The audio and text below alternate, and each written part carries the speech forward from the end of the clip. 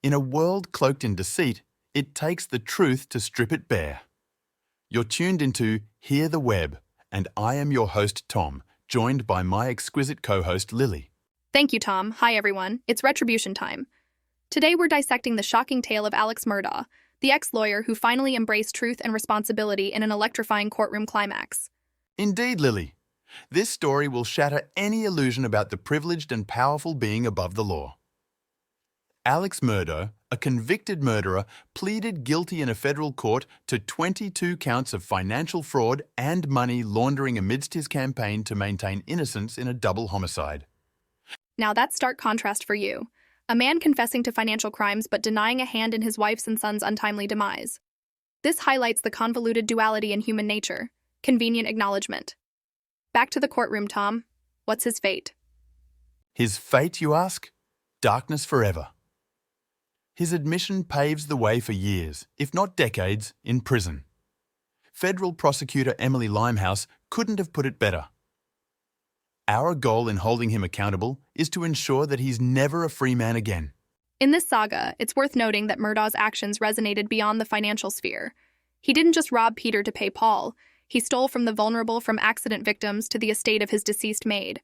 A truly heart-wrenching facet of the story. Absolutely, Lily. But here's the twist. While Murdaugh was compelled to accept responsibility for stealing from his clients, the question looms large. What about the murders of his wife Maggie and his son Paul? Exactly, Tom. The statement from his attorney paints a perplexing picture. Two things Alex will tell you. One, he stole the money. Two, he did not kill Maggie and Paul. Who are we to believe?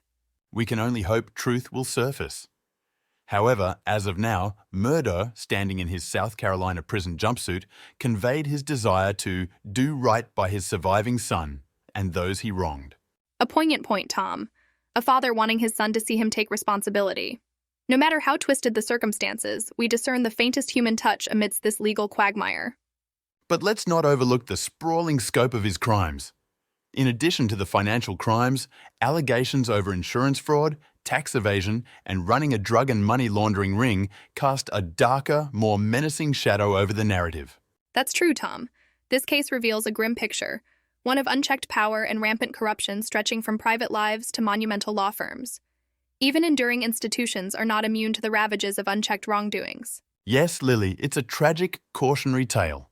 Murdaugh's downfall exhorts us to remember, no fortress of power is impregnable when justice sharpens its sword.